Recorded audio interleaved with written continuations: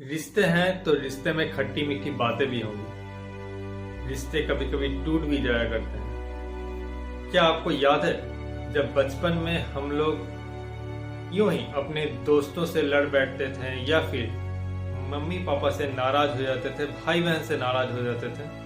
फिर कुछ ही देर के बाद जब वो गुस्सा हमारा शांत हो जाता था तो हम लोग उन्हीं दोस्त के साथ खेलने जाते थे, फिर आके मम्मी पापा के गोद में बैठ जाते थे और फिर अपने वही भाई बहनों के साथ खेला करते थे। ये उस वक्त की बात है जिस समय हमारे अंदर ईगो नहीं पनपता। रिश्तों में जैसे जैसे हम लोग बड़े होते जाते हैं हमारे अंदर ईगो पनपता जाता है। और आपको याद होगा कि जब हम लोग उस दोस्त के पास लौट कर खेलने जाते थे तो थोड़ी सी नोकझोंक के बाद वो भी हमें वैसे ही अपना लेता था। हम लोग जब अपने मम्मी पापा के पास जब लौट कर जाते थे तो थोड़ी सी नाराजगी दिखा के वो भी हमें वैसे ही गोद में बैठा लेते थे जिस खुशी से हम लोग उनके गोद में बैठने जाते थे। इसका मतलब ये है कि जब रिश्तों में थोड़ी सी खटास आती है, खट्टी मीठी बातें आती है, तो उसके बाद दोनों तरफ से वो प्रयास होता है उस रिश्ते को जोड़ना, तभी जाके वो रिश्ता जुड़ता है। इसीलिए बचपन में हम लोग फिर से लौटकर उसी दोस्त के पास खेलने जाते थे, उसी माँ बाप के गोद में जाके बैठ जाते थे, उसी भाई बहन के साथ फिर से सब कुछ भूलकर हम लोग हर दिन एक ही रिश्ते में, एक ही सूत्र में बंधे रहते थे। लेकिन जैसे जैसे हम लोग बड़े होते रहते हैं हमारे अंदर एक अहम, अहंकार, ईगो, ये सब कुछ पनपते रहता है। और ये केवल हम बच्चों में नहीं पनपता है, ये जो हमसे बड़े हैं, जो माँ बाप है उनमें पनपता है, जो हमारे दोस्त है उनमें पनपता है, जो हम लोग भाई बहन है उनमें पनपता है, हर किसी में पनपने लगता है।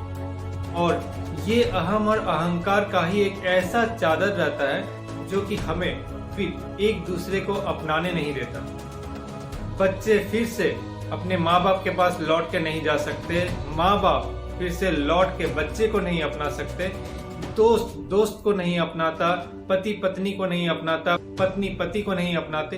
तो इस तरीके से हमारा अहम का चादर ही एक ऐसा होता है हमारे व्यक्तित्व के ऊपर जो कि हमें एक साथ फिर जुड़ने नहीं देता। एक बात को हमें समझना होगा कि टूटे हुए रिश्ते को सुधारने के लिए केवल एक इंसान की ही जरूरत होती है, और अगर टूटे हुए रिश्ते को जोड़ना है तो दो इंसानों की जरूरत होती है। टूटे हुए रिश्ते सुधारने के लिए बस इतना सा करना है कि आप अपने अंदर से जो भी नकारात्मक विचार हैं या फिर जो भी भावना है उस रिश्ते के प्रति, उस इंसान के प्रति, उसे निकाल दें। और जब भी सोचें तो पुरानी यादों में से केवल वो खुशनुमा पिटारा को निकालें और सोचें जो कि आपको खुशी देती है।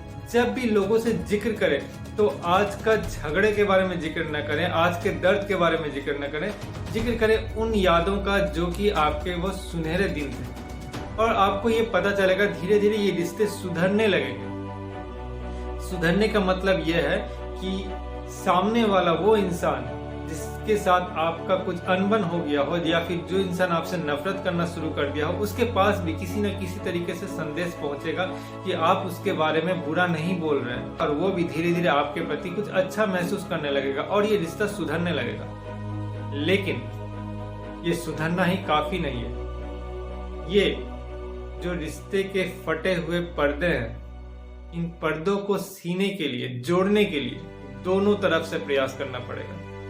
एक को सुई ढूंढना पड़ेगा तो एक को धागा, फिर दोनों को एक साथ बैठकर सुई में धागा को पिरोकर दोनों को मिलकर उस फटे हुए पर्दे को सीना होगा। क्योंकि रिश्ते के जो फटे हुए पर्दे होते हैं वो किसी एक के सीने से नहीं सिलते, दूसरा इंसान उसे फिर से फाड़ देगा। लेकिन अगर दोनों मिलकर प्रयास करें उस फटे हुए पर्दे को सिलने के लिए, तब वो पर्दे फिर से पहले की तरह ही स्थायी हो जाता है। हालांकि वो सिलाई दिखती है लेकिन फिर भी उसे नजरअंदाज करके रिश्ते पहले की तरह ही निभाए जा सकते हैं। तो ये अब आपको तय करना है, क्या फटे हुए रिश्ते के पर्दे को और फाड़ दिया जाए, उसे इग्नोर करके जैसा था वैसा ही छोड़ दिया जाए, या फिर उस पर्दे को धीरे धीरे उसमें कुछ सुधार लाया जाए जो कि एक तरफा प्रक्रिया है, आप अपने तरफ से करते हैं, या फिर आप दोनों एक दूसरे की इतनी कमी महसूस कर रहे हैं कि आपको ये महसूस होता है कि नहीं, अब वो वक्त आ चुका है कि हमें इस रिश्ते के फटे हुए पर्दे को सिलना है।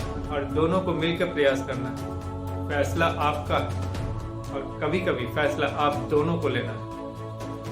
ऐसे ही अच्छे अच्छे विचारों को जानने के लिए मेरे YouTube के चैनल को सब्सक्राइब कीजिए और नोटिफिकेशन वाला बेल को प्रेस करना नहीं भूलिएगा। मैं ऐसे ही अच्छे अच्छे विचारों को लेके आते रहता हूँ। अगर आपको ये वीडियो अच्छा लगा तो प्लीज इस वीडियो को एक लाइक कीजिए, इसे ऐसे किसी के साथ शेयर कीजिए जिसे इसकी जरूरत हो। मैं फिर मिलूंगा नए वीडियो में नए विचारों के साथ।